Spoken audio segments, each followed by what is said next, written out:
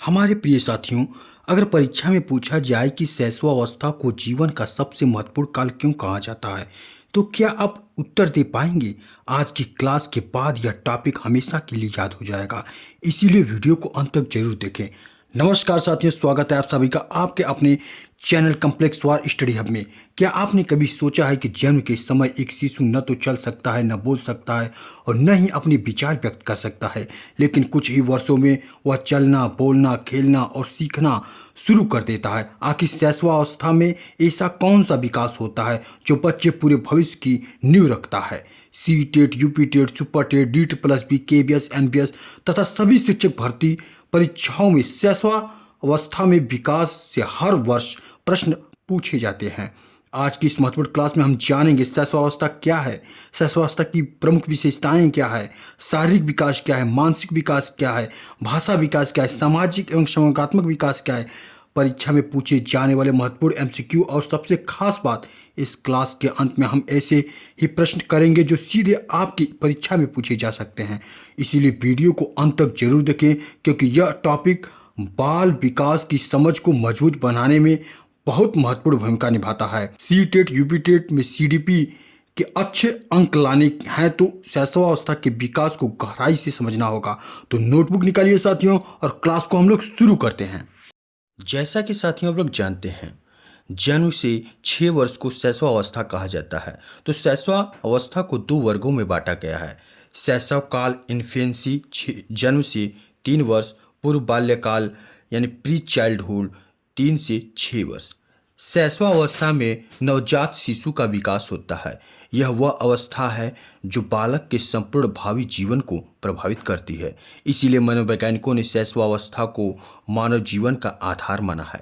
Valentine ने शैशवावस्था को सीखने का अनोखा काल कहा है, जबकि साथियों फ्रायड का मत है कि मनुष्य को जो कुछ बनना होता है प्रारंभ के 4-5 वर्षों में बन जाता है। शिशु को अंग्रेजी में इन्फेंट कहते हैं। इन्फेंट लैटिन भाषा के 2 शब्द इन और फैरी से मिलकर बना है।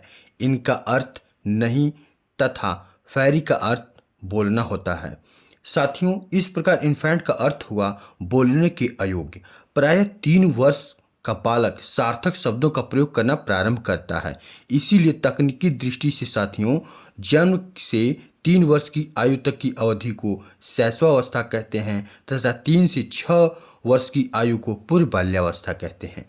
विकास के पक्ष के दृष्टिकोण से साथियों शारीरिक, मानसिक, सामाजिक, संवेगात्मक तथा नैतिक विकास की दृष्टि से शैशवावस्था की प्रमुख विशेषताएं हैं। उनकी विशेषताएं क्या क्या है साथियों? शारीरिक विकास तीव्रता से होता है।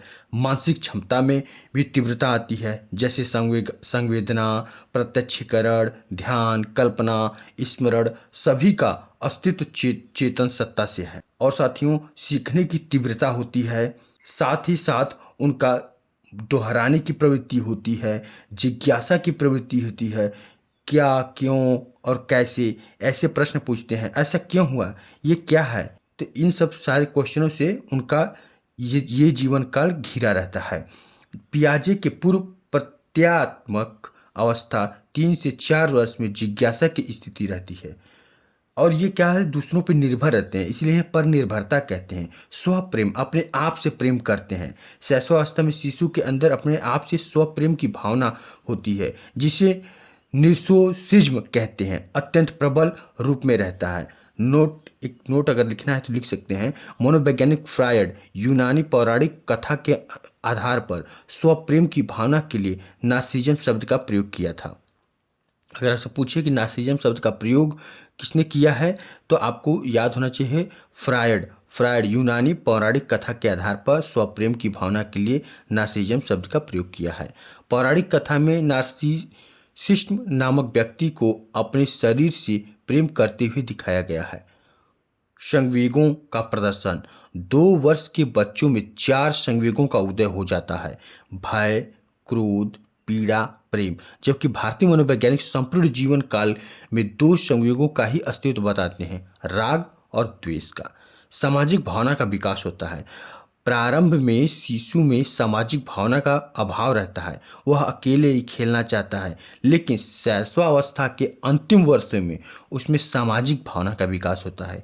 पियाजे भी अंतःप्रज्ञ काल यानी 4 से 7 वर्ष में सामाजिकता की बात करते हैं। मूल प्रवृत्तियों पर आधारित व्यवहार होता है। उनका व्यवहार कैसा होता है? मूल प्रवृत्तियों पर आधारित होता है, काम प्रवृत्ति होती है। ठीक है। फ्रायड तथा अन्य मनोविश्लेषणवादियों के अनुसार शैशवावस्था में काम प्रवृत्ति तीव्र होती है। वह अपनी काम प्रवृत्ति की भावना को माता का स्तनपान, हाथ पैर के अंगूठे का चूसना, चम्मच को चूसना इत्यादि क्रियाओं के आधार पर अभिव्यक्त करता है।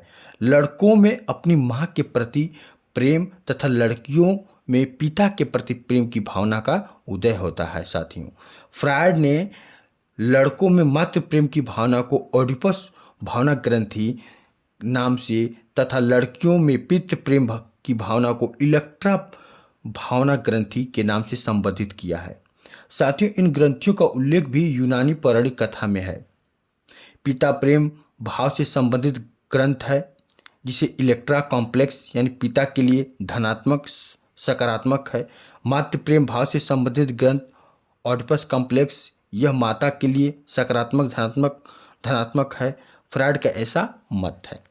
साथियों, अगर आपसे कोई पूछे कि शैशवावस्था की विशेषताएं क्या क्या हैं, तो आप वही सब लिख सकते हैं जो अभी अभी हमने बताया कि शारीरिक विकास तीव्र होता है, मानसिक विकास तीव्र होता है, सामाजिक विकास बीज रूप में, संवेगात्मक विकास तीव्र, नैतिक विकास का बीज रूप में, सीखने की प्रक्रिया में तीव्रता, दोहराने की प्रवृत्ति, आत्म प्रेम की भावना, पर निर्भरता, कल्पना की सजीवता, मूल प्रवृत्तियों पर आधारित व्यवहार, दूसरे बालकों में रुचि अवरुचि, काम प्रवृत्ति, जिज्ञासा की प्रवृत्ति, संवेगों का प्रदर्शन, अकेले व साथ खेलने की प्रवृत्ति, अपरिपक्वता, अनुकरण द्वारा सीखने की प्रवृत्ति, प्रत्याख्यात्मक अनुभव द्वारा सीखना, स्वप्रेम की भावना का विकास, ये सब क्या है? शैशवावस्था की विशेषताएं हैं। शैशवावस्था के बारे में मनोवैज्ञानिकों का क्या मत है साथियों, आइए देखते हैं। शैशवावस्था द्वारा जीवन का पूरा चक्र निश्चित होता है। यह किसने कहा था? तो एडलर ने कहा था। शैशवावस्था द्वारा जीवन का पूरा क्रम निश्चित होता है, यह किसने कहा था? एडलर ने कहा था। मनुष्य को जो कुछ बनना होता है प्रारंभ के 4-5 वर्षों में बन जाता है, यह किसने कहा था? सिगमंड फ्रायड ने कहा था। किसने कहा था? सिगमंड फ्रायड ने कहा था।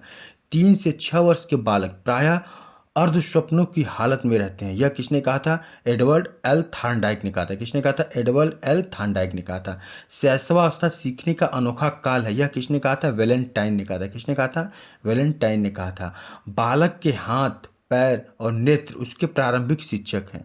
बालक के हाथ पैर और नेत्र उसके प्रारंभिक शिक्षक है, यह किसने कहा था साथियों? तो रूसो ने कहा था। क्या कहा था? किसने कहा था? रूसो ने कहा था। शैशवावस्था में शारीरिक विकास, शैशवावस्था में शारीरिक विकास कैसे होता है, आइए इस पर चर्चा करते हैं। शैशवावस्था में विशेषकर जन्म से लेकर 3 वर्ष को उम्र तक शारीरिक विकास की गति अत्यंत तीव्र होती है। लंबाई, जन्म के समय शिशु की लंबाई 51 सेंटीमीटर होती है। बालक जन्म के समय बालिकाओं से 1/2 सेंटीमीटर अधिक लंबे होते हैं। शैशवावस्था की संपूर्ण अवधि में बालकों की लंबाई बालिकाओं की लंबाई से अधिक रहती है। प्रथम वर्ष में शिशु की औसत लंबाई 73 सेंटीमीटर होती है।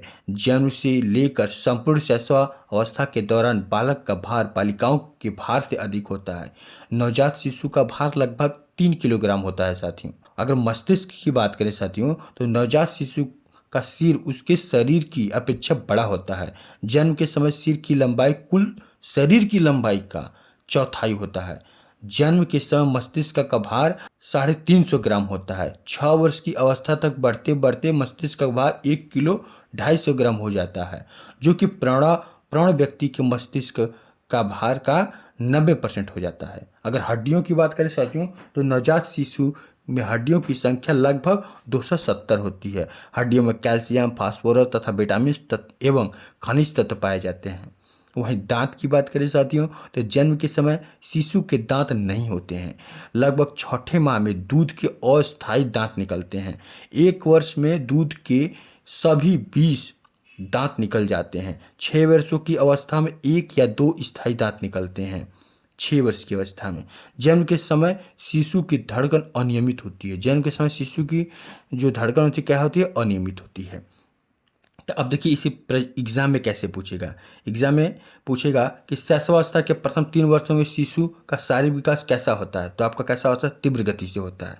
शैशवावस्था को बालक का कौन सा काल कहते हैं, तो शैशवावस्था को बालक का निर्माण काल कहा जाता है। कौन सा काल कहा जाता है, निर्माण काल कहा जाता है। फिर पूछेगा जन्म के 15 दिन बाद त्वचा का रंग कैसा होने लगता है, तो त्वचा का रंग स्थायी होने लगता है। कैसा होने लगता है, स्थायी होने लगता है। गेसल का क्या कथन है, बालक प्रथम 6 वर्षों के बाद के 12 वर्षों से दोगुना सीख लेता है। यानी कि जो प्रथम 6 वर्षों में जितना सीख लेता है वो 12 वर्षों में उसका दोगुना ही प्रथम 6 वर्षों में सीख लेता है। जब शिशु को क्रोध आता है तो वह क्रोध को क्रिया या वाणी द्वारा अभिव्यक्त करता है, यानी कुछ क्रिया करके, तोड़ फोड़ करके या फिर चिल्ला के, रो के। जन्म के समय शिशु में उत्तेजना संवेग के रूप में रहता है, लेकिन मनोवैज्ञानिकों का मत है कि शिशु में मुख्यतः 4 संवेगों का अस्तित्व रहता है: प्रेम, भय, पीड़ा और क्रोध। अभी अभी हमने बताया था पिछले। शिशु में पहले अकेले खेलने की प्रवृत्ति पाई जाती है। पहले अकेले खेलता है, फिर बाद में उसे ग्रुप में खेलना पसंद आता है। शिशु के साथ हमेशा सकारात्मक अवधारणा रखनी चाहिए, मतलब हमेशा उनसे प्रेम करना चाहिए, शिष्टता, नैतिकता, सहानुभूति जैसे व्यवहार करने चाहिए, क्योंकि बच्चा क्या है, अनुकरण करके सीखता है। अगर आप उसके साथ गलत व्यवहार करेंगे तो वो भी वैसा ही सीखेगा। शिशु कल्पना जगत में रहता है, मतलब वो हमेशा कल्पनाओं में डूबा रहता है, उसी को वास्तविक समझता है और उसी को अपना वास्तविक समझता है। मांटेसरी पद्धति में परियों की कहानी को महत्व देता है। मांटेसरी पद्धति में ये क्या है, परियों की कहानी को महत्व देता है बच्चा। शिशु में आत्म प्रदर्शन की भावना होती है, आत्म प्रदर्शन करने की। शिशु को खेल द्वारा शिक्षा दी जानी चाहिए। शिशु की शिक्षा व्यवस्था में कहानियों एवं सचित्र पुस्तकों का विशिष्ट स्थान होना चाहिए। शिशु सबसे पहले माता को पहचानता है। किससे पहचानता है, माता को पहचानता है। अब आपसे पूछेगा कि कितने वर्ष में बालक सार्थक शब्दों का प्रयोग करता है, तो 3 वर्ष का बालक सार्थक शब्दों का प्रयोग करता है। कौन सी अवस्था में दोहराने की प्रवृत्ति तीव्र रहती है, शैशवावस्था में होती है। फ्रायड के अनुसार लड़कों में कौन सी ग्रंथि पाई जाती है, तो ओडिपस ग्रंथि पाई जाती है। फ्रायड के अनुसार लड़कियों में कौन सी ग्रंथि पाई जाती है, तो इलेक्ट्रा ग्रंथि पाई जाती है। जन्म के समय शिशु की औसत लंबाई कितनी होती है, 51 सेंटीमीटर होती है। दूध के दांतों की संख्या कितनी होती है साथियों, तो 20 होती है। कितनी होती है, 20 होती है। तो आइए अब इस टॉपिक से जुड़े हम लोग कुछ महत्वपूर्ण प्रश्न का हल करते हैं जो कि आपके एग्जाम में सीधे पूछे जाते हैं। तो हम कम से कम आपको 25 प्रश्न कराएंगे और देखते हैं आप लोग कितना सही करते हैं। कमेंट करके हमें ज़रूर बताइएगा कि आपके कितने सही हुए हैं। अगर सेशन पसंद आ रहा है तो इसे लाइक शेयर जरूर करिए ताकि हर किसी को इसकी सुविधा मिल सके। चलिए हम लोग स्टार्ट करते हैं आज का महत्वपूर्ण प्रश्न। कौन सी अवस्था सीखने का अनोखा काल है, बाल्यावस्था, गर्भावस्था, किशोरावस्था या शैशवावस्था। तो कौन सी अवस्था सीखने का अनोखा काल है, शैशवावस्था। नवजात शिशु का भार लगभग कितना होता है, 4 kg या 41/2 kg या 3 kg या 31/2 kg। तो इसका सही ऑप्शन क्या होगा साथियों, 3 kg। क्या होगा, 3 kg। नेक्स्ट, 6 वर्ष तक मस्तिष्क का वजन कितना होता है, 1 kg 200 ग्राम, 1 kg 300 ग्राम, 1 kg 250 ग्राम, 1 kg 400 ग्राम। तो 6 वर्ष तक का मस्तिष्क का वजन होता है 1 kg 250 ग्राम। Option number C. कितने वर्ष में सभी दूध के दांत निकल जाते हैं, 2 वर्ष, 3 वर्ष, 4 वर्ष, 1 वर्ष। तो कितने वर्ष में दूध के दांत सभी निकल जाते हैं, 1 वर्ष में। नवजात शिशु में हड्डियों की संख्या कितनी है, 206, 270, 350, 217। तो नवजात शिशु में हड्डियों की संख्या कितनी होती है, 270। स्वप्रेम की भावना का विकास होता है बाल्यावस्था में, शैशवावस्था में, किशोरावस्था में, कोई नहीं। तो स्वप्रेम, अपने आप से प्रेम बच्चा कब करता है, शैशवावस्था में करता है। वैलेंटाइन ने किस अवस्था को सीखने का अनोखा काल कहा है, प्रौढ़ावस्था, शैशवावस्था, बाल्यावस्था, किशोरावस्था। तो शैशवावस्था को।